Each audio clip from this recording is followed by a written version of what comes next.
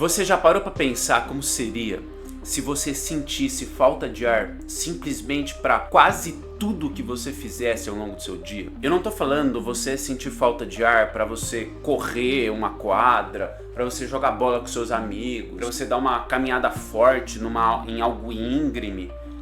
Não, eu tô falando você sentir falta de ar simplesmente ao cozinhar para sua família, você sentir falta de ar quando você escovar os dentes, trocar de roupa, ou seja, algo que é básico do dia a dia que você faz tranquilo e muitas vezes sem perceber, mas simplesmente você não conseguisse porque você ia sentir um cansaço excessivo. Eu não tinha pensado nisso até aquele dia.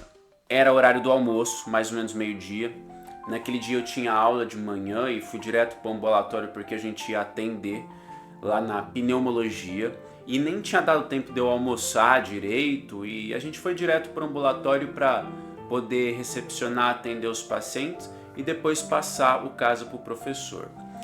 E aí eu estava no consultório e já na frente do consultório eu vi o paciente vindo em direção a nós. E lá você já percebia algumas coisas, né?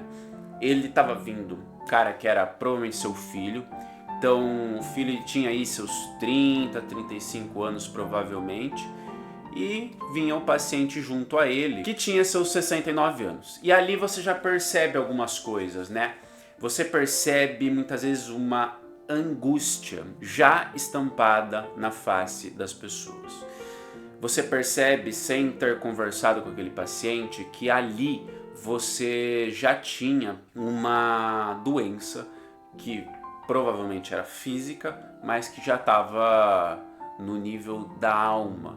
Era uma doença que provavelmente já gerava uma angústia, um sofrimento muito grande para eles. E até aí tudo bem, eles se sentaram, você já percebia que aquele senhor de 69 anos já tinha um cansaço só de dar uma caminhada leve, mas tudo bem, a gente começou a consulta e eu fiz aquela clássica pergunta, né? O que trouxe o senhor aqui? E aí ele começou a contar a história dele. Nos últimos 5 anos ele já tinha começado a simplesmente perder o fôlego.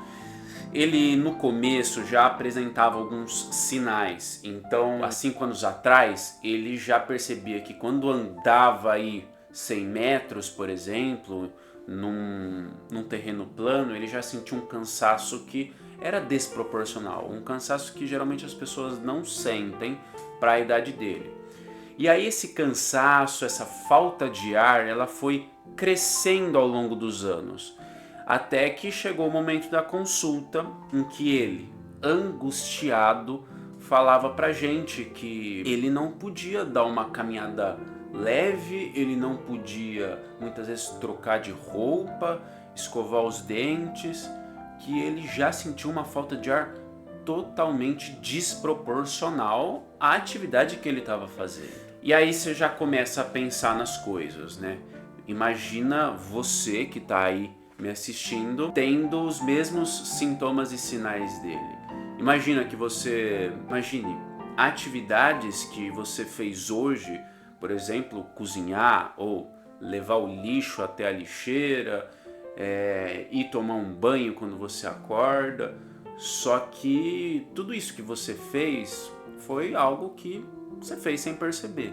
Agora imagine se todos esses pequenos feitos fossem simplesmente insuportáveis de serem realizados. Imagine que você cansasse absurdamente para cada atividade dessa que você fez.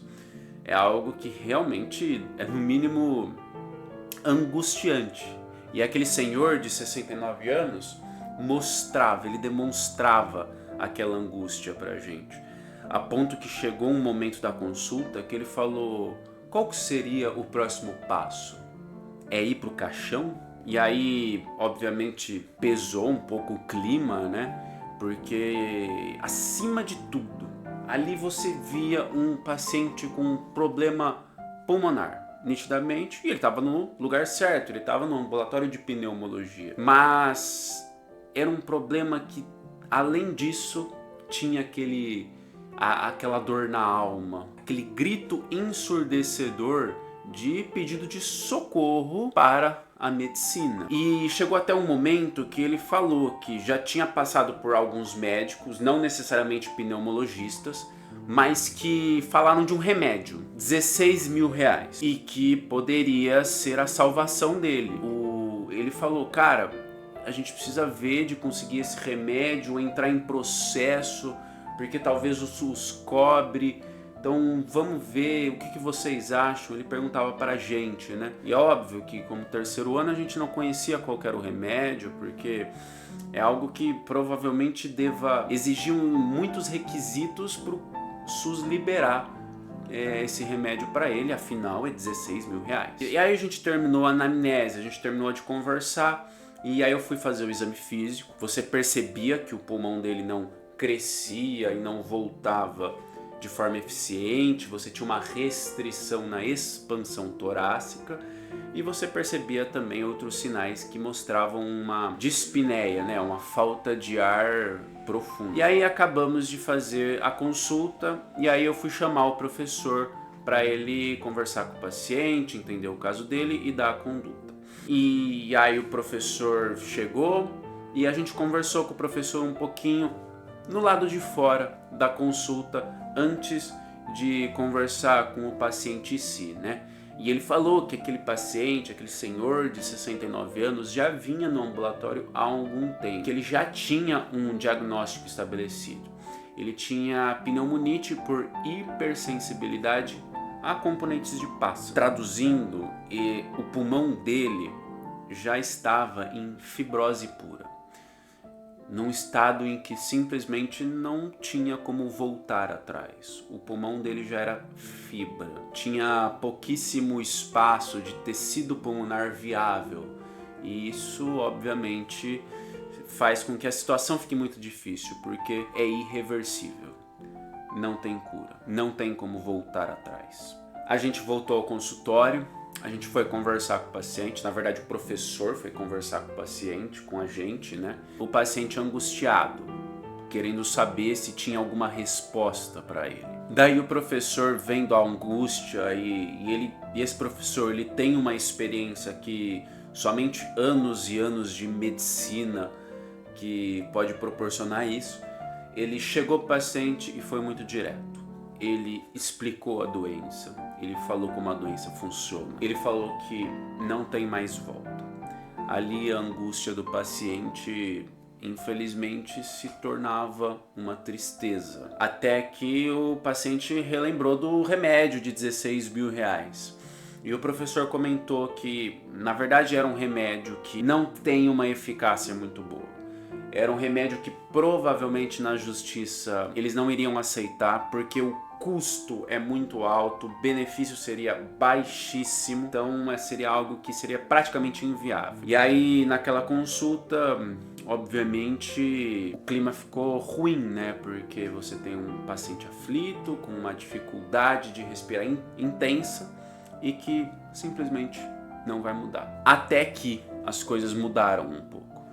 O professor ele recomendou o uso de corticoides. O corticoide ele poderia ajudar, não naquela parte do pulmão que estava fibrosada, mas naquela parte que está fibrosando. Ou seja, o corticoide ele poderia melhorar essa parte que ainda não fibrosou, a preservar essa parte e fazer com que ele talvez melhorasse 5, 10%, né? E dali foi um ponto de reviravolta. O paciente ele animou. Só que você tem os pontos negativos. E o professor deixou claro os pontos negativos. Ele falou que se você for usar corticoide naquela dose e por tanto tempo, os efeitos colaterais irão vir.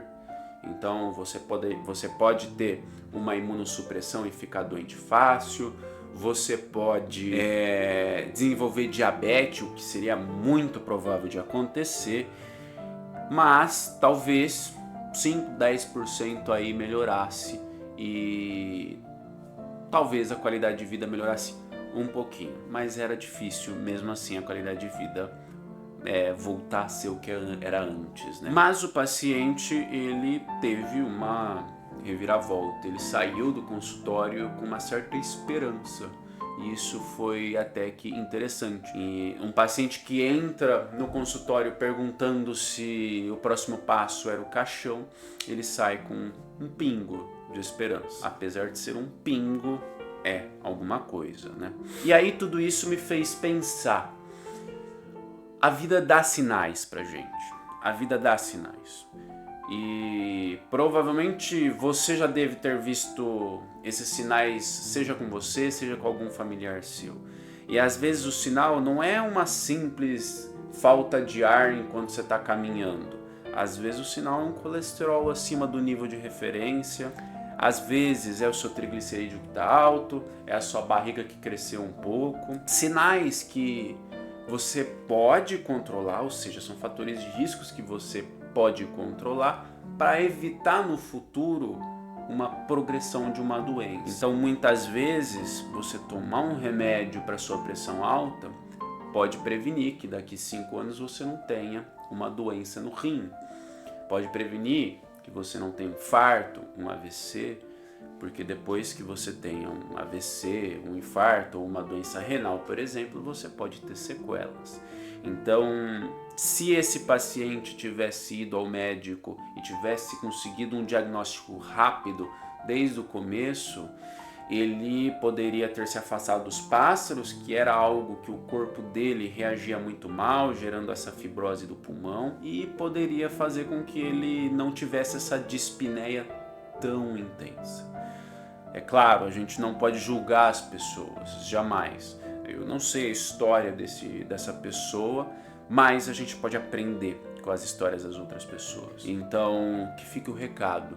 Às vezes a prevenção é algo que vai mudar a sua vida, não necessariamente hoje, mas daqui uns 5, 10 anos.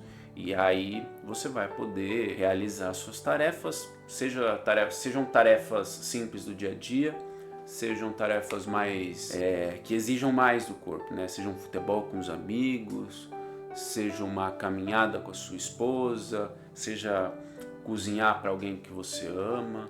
Então, isso é importante. Se você gostou dessa reflexão, se você gostou dessa história, comenta o que veio à sua cabeça durante essa história. Comenta se você achou que isso te ajudou em alguma perspectiva da sua vida.